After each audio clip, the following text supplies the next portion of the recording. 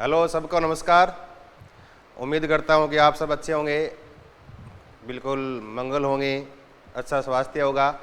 और आप सब ने अभी रिट का प्री का एग्ज़ाम दिया है और ज़्यादा उम्मीद है कि आपका बहुत अच्छा हुआ होगा एग्ज़ाम। इसके बाद मेन पेपर की तैयारी के लिए अब आप लग जाओ।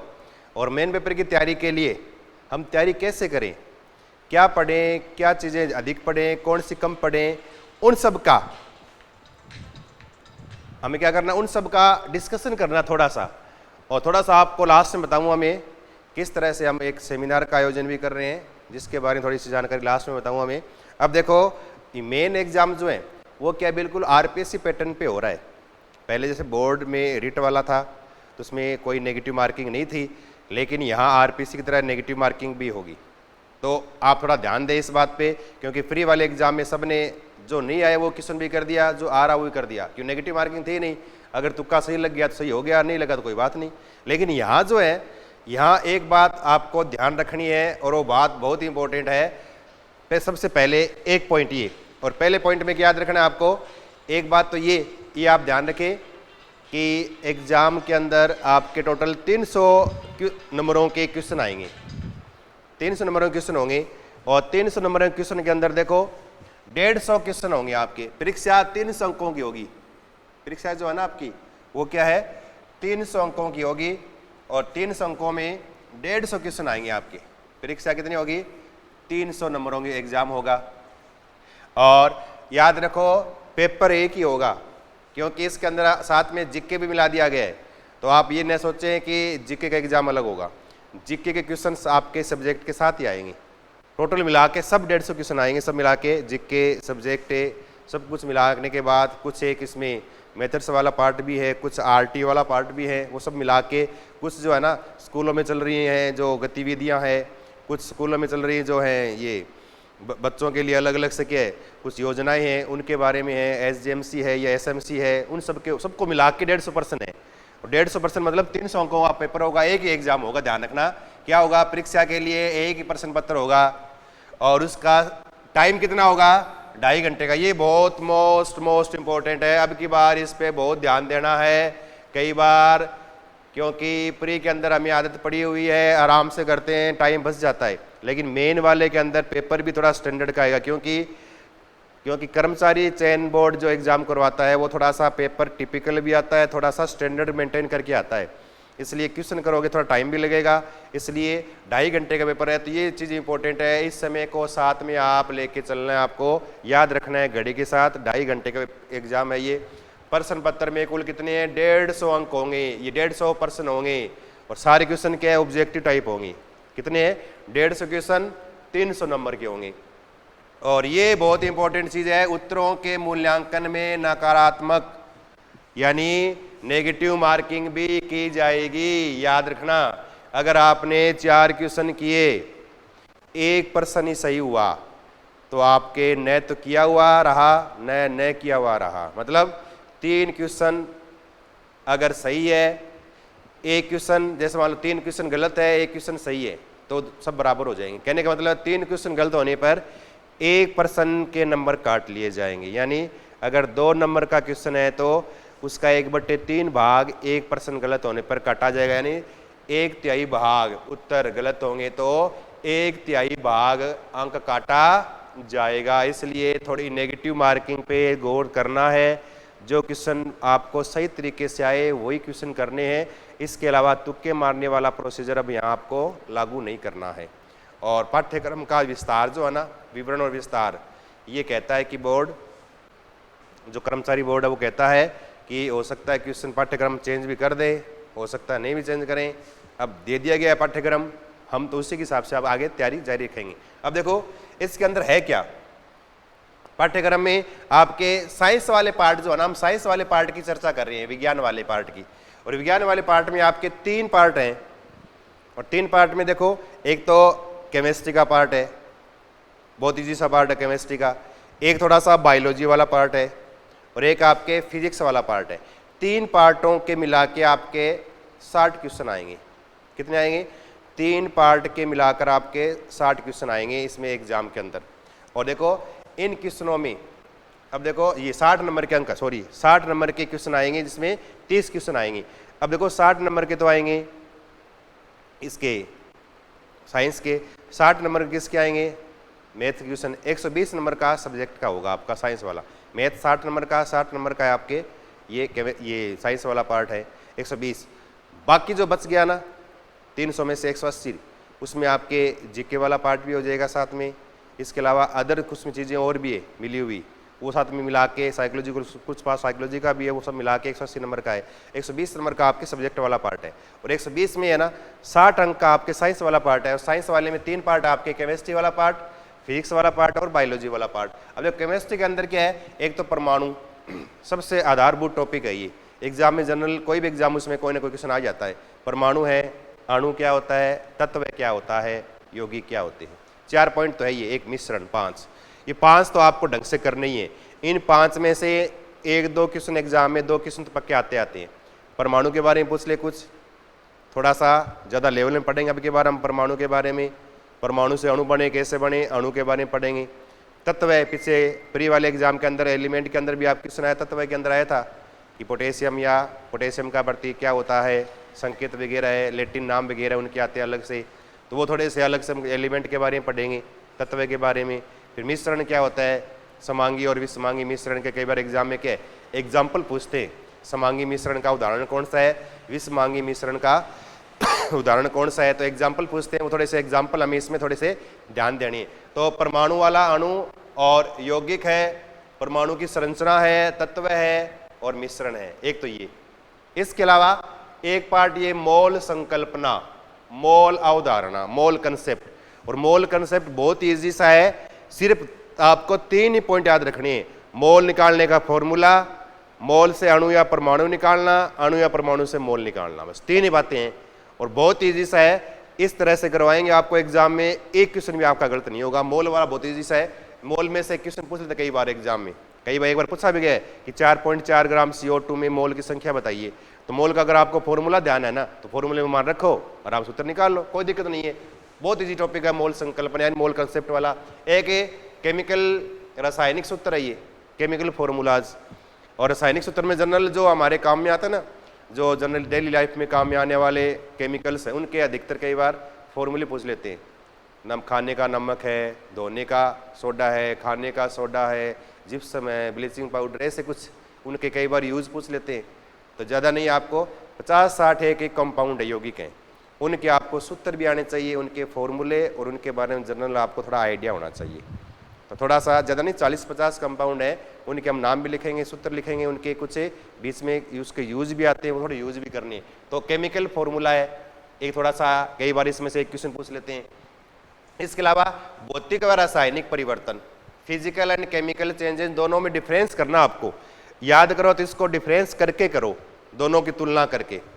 कई बार पूछ लेते हैं कौन सा भौतिक व रासायनिक में कौन सा परिवर्तन उत्क्रमणीय या रिवर्सिबल होता है, तो उसके कुछ प्रॉपर्टीज दोनों की है ना, फिजिकल केमिकल, वो प्रॉपर्टीज याद कर लो। याद करके अधिकतर एग्जाम में इसके एग्जाम्पल्स आते हैं। कागज का जलना किस प्रकार का परिवर्तन है, दहन किस प्रकार का परिवर्तन है, या कहते हैं लोहे पर जंग लगना, है ना, या जे लोहे पर जंग लगना किस प्रकार का परिवर्तन है, ये आ जाए एग्जाम में। इस प्रकार से परिवर्तन के एग्जाम्पल्स आते हैं, वो हम एग्जाम्पल करेंगे और उनको याद करने का तरीका बताएंगे आपको कि किस प्रकार से एग्जाम में एग्जाम्पल रटे नहीं, आप जनरल देखते आपके तुरंत ध्यान में आ जाएगी ये फिजिकल चेंजेस का, ये केमिकल चेंजेस का एग्जाम्पल्स हैं। तो एग्जाम्पल्स इसमें से एग्जाम में उदाहरण पूछते हैं, भौतिक और रासायनिक परिवर्तन के एग्जाम्पल्स आते हैं एग्जाम में, जो आपको थोड़े से ध्यान रखने हैं। एक केमिकल रिएक्शन रासायनिक अभिक्रिया, वैसे याद करोगे रटोगे भूल जाओगे, रासायनिक अभिक्रियाएं उनकी समीकरण वैसे याद करोगे रटोगे भूल जाओगे। रासायनिक अभिक्रियाएं कौन सी है, उनके नाम से ही उनको आप पहचान सकते हो। उसका तरीका मैंने प्री वाले एग्जाम के अंदर भी करवाया था, मेन वाले एग्जाम के अंदर भी आपको बहुत ढंग से अच्छी तरीके से करवाएंगे। और ये क्वेश्चन तो बहुत बार एग्जाम में आता है, लोहे पे जंग लगना किस प्रकार की अभिक्रिया है, ऑक्सीकरण है, अपचयन है, इस प्रकार से आता है, ऑक्सीडेशन है। तो ये अभिक्रियाओं के प्रकार है, इसमें से जनरल वही आएंगे जो एनसीईआरटी किताब में है या 10th क्लास तक के लेवल की जो किताबें है ना, उन किताबों में जो एग्जाम्पल्स दे रखे हैं वही, और प्री के अंदर लगभग वही पूछे गए हैं। अपचयन उपचयन ये ना, ऑक्सीकरण और अपचयन, ये भी रासायनिक अभिक्रियाओं के प्रकार में आ जाएंगे। तो जनरली कई बार एग्जाम में रासायनिक अभिक्रियाओं में से कई बार क्वेश्चन एक क्वेश्चन पूछ लेते हैं। एक अम्ल, क्षार, लवण और पीएच, ये एक पूरा टॉपिक है ये, एसिड, बेस एंड पीएच। और इसमें से जनरली क्वेश्चन जो आता है पीएच में से आता है, और इसके 2-4 पेटेंट क्वेश्चन है बस पीएच के। एक तो बहुत ही पेटेंट क्वेश्चन है एग्जाम में, जनरली 4-5 बार आ चुका ये, कि 10 की पावर -8 n, प्रश्न क्या था, 10 की पावर -8 n HCl विलयन की पीएच बताओ। और पीएच निकालने के लिए जनरली है ना, हम क्या करते हैं कि ऊपर घात वो पीएच होती है, हम जनरली याद कर लेते हैं यहाँ घात 8 है, पीएच 8, अम्ल की 8 होती नहीं। अब यहाँ थोड़ा सा मामला कॉम्प्लिकेटेड हो गया, तो ऐसे अगर आ जाए ना पीएच कैसे निकालने का तरीका क्या है, वो तरीका आपको बताएंगे किस तरह से करना है। तो रासायनिक अभिक्रियाओं में उसके बाद अम्ल, क्षार और लवण और उसकी पीएच, या लवण के अंदर एग्जाम पूछ लेते कौन सा अम्लीय लवण है, और हम क्या करते हैं जनरली क्या करते हैं, ये याद करते हैं लवण उदासीन होता है, अम्ल प्लस क्षार क्रिया करके लवण जल बनाता है, लवण उदासीन होता है। पूछ लेते हैं NH4Cl लवण की प्रकृति होती है, ऑप्शन में लिखा होता है उदासीन, साथ में तुरंत टिक करते हैं उदासीन, लेकिन वास्तव में NH4Cl के एसिडिक यानी अम्लीय लवण है ये। तो अम्ल भी अम्लीय और क्षारीय होती है, उनको याद करने का तरीका बताएंगे। कोई भी एग्जाम्पल लिखा हुआ है उसको कैसे आपको हैंडल करना है करके, उसको अम्ल और क्षार के रूप में कैसे उसको डिवाइड करके आपको पता लगाना है कि अम्लीय या क्षारीय। तो कई बार लवण है ना, उसके एसिडिक या बेसिक प्रॉपर्टी या अम्लीय क्षारीय गुण पूछ लेते हैं, कौन सा लवण अम्लीय कौन सा यानी क्षारीय। अम्ल है, अम्ल या क्षार में से एग्जाम में क्वेश्चन वही आते हैं जो व्यवहारिक जीवन में काम आते हैं। टमाटर में पाया जाने वाला अम्ल है, नींबू में पाया जाने वाला अम्ल कौन सा होता है, साबुन में कौन सा क्षार काम में लेते हैं, क्षार की प्रकृति कैसी होती है, साबुन की प्रकृति कैसी होती है, मतलब क्षार, अम्ल, क्षार, इन जनरल जो घरों में काम में आते हैं ना हमारे, वही चीज़ अम्ल और क्षार के अंदर पूछते हैं। तो ज़्यादा हमें वो वाली चीज़ें नहीं पढ़नी, बीएससी वाले अम्ल क्षार क्या उदाहरणाएं वगैरह, और वो ज़्यादा नहीं करना, थोड़ा थोड़ा हल्का हल्का इसके बारे में। और मेन हमें इसमें फोकस करना वो है व्यवहारिक जीवन के ऊपर काम में आने वाली चीज़ों पर।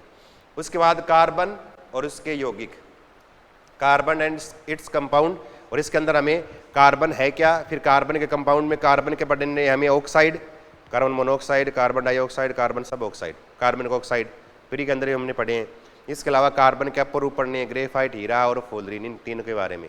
और एग्जाम में ये मानो कार्बन का अपरूप में से क्वेश्चन एग्जाम में निश्चित आता ही है, इसलिए हीरा, ग्रेफाइट, फुलरिन के बारे में कोई चीज़ छोड़नी नहीं है। इसके अलावा कार्बन के ऑक्साइड के बारे में कोई चीज़ छोड़नी नहीं है, कौन सा एसिडिक है, कौन सा उदासीन है, कौन सा क्षारीय, जो भी है, तो उनके यौगिक कंपाउंड। तो ये है आपके केमिस्ट्री वाला पार्ट है। तो इसमें ज़्यादा नहीं है, 5-4 टॉपिक है उसमें मेन। परमाणु पढ़ोगे तो अणु भी आ जाएगा, साथ में एलिमेंट तत्व भी आ जाएगा, और साथ में यौगिक भी आ जाएगा, साथ में मिश्रण भी आ जाएगा। सारी चीज़ें क्या है परमाणु के साथ इकट्ठी होकर आ जाएगी। उसके बाद रासायनिक अभिक्रियाएं पढ़ोगे, तो रासायनिक अभिक्रियाएं पढ़ेंगे तो साथ में रासायनिक सूत्र भी आ जाएंगे, सारे केमिकल फॉर्मूला साथ में आ जाएंगे, सबके फॉर्मूले याद करने का तरीका बता देंगे। इसी प्रकार से मोल कंसेप्ट, मोल अवधारणा याद करने का तरीका बताएंगे। एक फॉर्मूला याद कर लो, बस एक ही सूत्र याद करना है, एक फॉर्मूला याद किया पूरा टॉपिक आपका क्लियर। तो मोल अवधारणा, रासायनिक अभिक्रियाएं और ऑक्सीजन अपचयन साथ में आ जाएगा। लास्ट में कार्बन उसके कंपाउंड्स हैं, अम्ल, क्षार, लवण और पीएच है। ज़्यादा नहीं है, 5-7 टॉपिक है बस ये, और ज़्यादा नहीं है। अगर आप इस टॉपिक, इस चीज़ों को आप अगर एक दिन पूरे दिन लगातार लग के पढ़ लो ना, तो आपका पूरा एक साथ हो जाएगा केमिस्ट्री वाला पार्ट। इतना सा है बस, ज़्यादा नहीं है। तो इसको हम थोड़ा डीपली करेंगे, ज़्यादा पढ़ ले लेकिन प्रश्न छूटे नहीं, कम पढ़े प्रश्न छूट जाए, पढ़ने का कोई मतलब नहीं है। चाहे हमें 2 पेज एक्स्ट्रा लिखा दो, एक्स्ट्रा पढ़ा दो, लेकिन प्रश्न छूटना नहीं चाहिए। इसी आधार पे हम इसको आगे करेंगे केमिस्ट्री वाले पार्ट में। तो रसायन विज्ञान वाला पार्ट है ये। इसके बाद फिर सेकंड पार्ट आपके है बायोलॉजी वाला, जीव विज्ञान वाला पार्ट। और जीव विज्ञान का मेन पार्ट तो यही है, कोशिका ही यही है। कोशिका के बारे में ढंग से पढ़ लो, लगभग आपके बायोलॉजी के प्रश्न सही हो जाएंगे। कोशिका पे क्वेश्चन कोई ना कोई आएगा, कोशिका की स्ट्रक्चर वगैरह, उसके विभिन्न ऑर्गन्स हैं, क्या काम करते हैं, सारा कोशिका की संरचना के बारे में, उसके कार्य के बारे में पढ़ना है। कोशिका के बाद कोशिका मिलेंगे, उत्तक बनाएगी, तो उत्तक के अलग अलग टाइप्स हैं। पादप उत्तक कौन से, जंतु उत्तक कौन से, तो इसमें अलग अलग पेरेनकाइमा, स्क्लेरेनकाइमा है ना, उनके अलग अलग टाइप करेंगे। या फिर जटिल उत्तक करेंगे, जाइलम, फ्लोएम वगैरह है, उनमें से एग्जाम में कई बार क्वेश्चन पूछ लेते हैं। पौधों में भोजन का परिवहन कौन करता है, पौधों में जल का परिवहन कौन करता है, कौन सा उत्तक करता है, कौन सा उत्तक की में कोशिकाएं पाई जाती, किसमें कोशिका के अंदर केंद्रक होता है, किसमें केंद्रक नहीं होता। इस तरह से एग्जाम में क्वेश्चन आते हैं। तो ये उत्तक में से आएगा, जटिल उत्तक है, सरल उत्तक है, पादप जंतु उत्तक है, जैव प्रक्रम है। और जैव प्रक्रम में इसमें 2-3 टॉपिक नीचे वाले भी इसके साथ आ जाएंगे। जीव प्रक्रम में पोषण आ गया ना, पोषण के अंदर शरीर के अंदर पाचन तंत्र के बारे में पूरा पढ़ना है। और पोषण के अंदर ये आ जाएगा हमारे भोजन के प्रमुख अवयव और उनकी कमी से होने वाले रोग व संतुलित भोजन, ये आ जाएगा आपके इसे न्यूट्रिशन में। तो हम क्या पढ़ेंगे, भोजन के बारे में पढ़ेंगे पहले। संतुलित भोजन क्या है, संतुलित भोजन में कौन कौन से अवयव होने चाहिए, उन अवयवों की स्ट्रक्चर कैसी होती है, कौन कौन से अवयव है, अवयव के अगर शरीर में नहीं रहे उसकी कमी से कौन से रोग हो जाएंगे, उन सब के बारे में हम क्या करेंगे, यहाँ पढ़ेंगे। उसके बाद फिर पाचन वाली क्रिया पढ़ेंगे, कौन से एंजाइम काम में आते हैं, कौन सी चीज़ का पाचन कहाँ होता है, पाचन होने के बाद कहाँ जाएगा, वो सारा हमारे क्या है पाचन तंत्र वाले भाग में आएगा। तो शरीर में जितना भी तंत्र है ना हमारे शरीर में सारे हमें पढ़ने हैं। यहाँ पर खाने वाला तंत्र पाचन तंत्र हो गया, सांस लेने वाला श्वसन तंत्र हो गया, रक्त वाला परिसंचरण तंत्र रक्त वाला हो गया है, ठीक है ना, नर्वस सिस्टम सोचने समझने वाला नर्वस सिस्टम हो गया है, कंकाल तंत्र हो गया है, ठीक है ना, हमारे इमोशंस का नियंत्रण करने वाला हार्मोन सिस्टम वाला तो ग्रंथियों वाला तंत्र हो गया है, जिसको नियंत्रण व समन्वय बोलते हैं। ये सारे क्या है उत्सर्जन वाला है, ये सारे तंत्र इसमें आ जाएंगे, नियंत्रण व समन्वय। तो यहाँ तक है ना हमारे शरीर के सारे सिस्टम है ये जीव प्रक्रम में। और इस सिस्टम के साथ में ये वाला भोजन वाला पार्ट भी पाचन वाले के साथ आ जाएगा, क्लियर हो जाएगा। तो देख लो 50% पार्ट इतने में हो गया ये। फिर जीवों में जनन, जनन भी आ गया जीव प्रक्रम वाले पार्ट में। जनन तंत्र के बारे में पढ़ेंगे, अलग अलग एक कोशिकीय जीवों में बहुकोशिकीय जीवों में। जनन में हार्मोन की भूमिका, ये हार्मोन वाला आ जाएगा, समन्वय नियंत्रण के साथ आ जाएगा। फिर सूक्ष्म जीव, जीवाणु जनित रोग, वायरस जनित रोग, एग्जाम में सीधे प्रश्न आते हैं, ये रटने वाली चीजें हैं।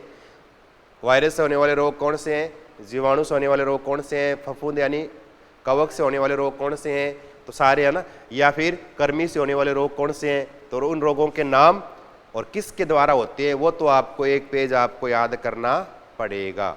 और 1% पक्का आएगा रोगों में से, याद रखो, एक क्वेश्चन आपके 100% पक्का आएगा रोग में से। तो जो 30 क्वेश्चन आएंगे ना, 30 में से 10 क्वेश्चन तो आपके केमिस्ट्री वाले पार्ट से, 10 लगभग बायोलॉजी वाले से, 10 लगभग आपके फिजिक्स वाले पार्ट से आएंगे, ध्यान रखना ये।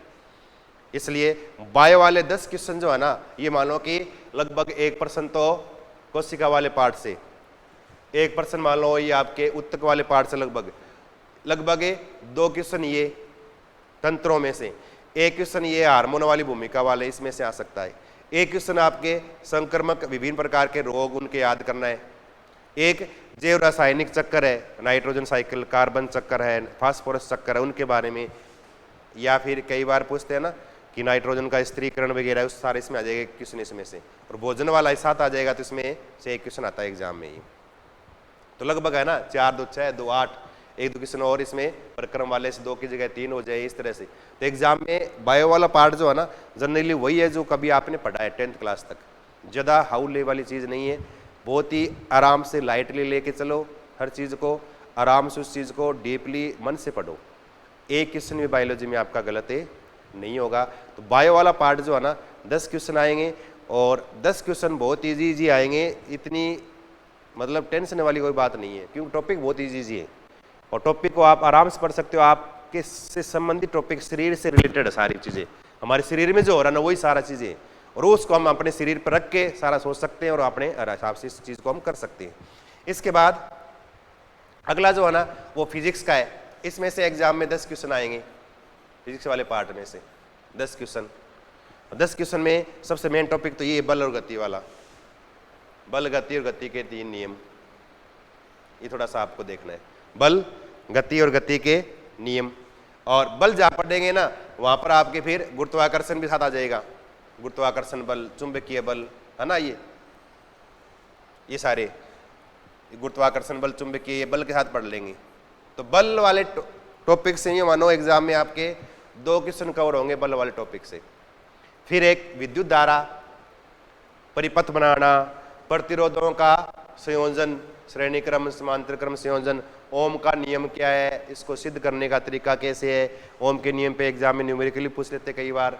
विद्युत धारा का तापीय और ऊष्मीय प्रभाव है, इस पे काम करने वाली युक्तियाँ कौन कौन सी है, कौन कौन सी चीज़ें इस पे काम करती है, इसमें से ये मानो लगभग। और केपलर नियम है उत्प्लावता का, और एक आर्किमिडीज का सिद्धांत है ये। तो ये यहाँ तक चीज़ें है ना, ये लगभग आपके 3 से 4 क्वेश्चन इसमें से आएंगे।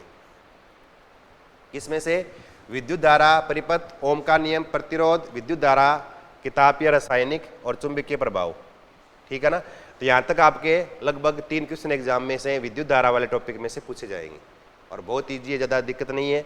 और आर्किमिडीज का सिद्धांत है, केपलर का नियम है, ताप उष्मा है। अब देखो ताप उष्मा, तापमापी उष्मा संचरण प्रकार, ये है ना उष्मा वाला पार्ट, एक उष्मा वाले पार्ट से एक क्वेश्चन आएगा।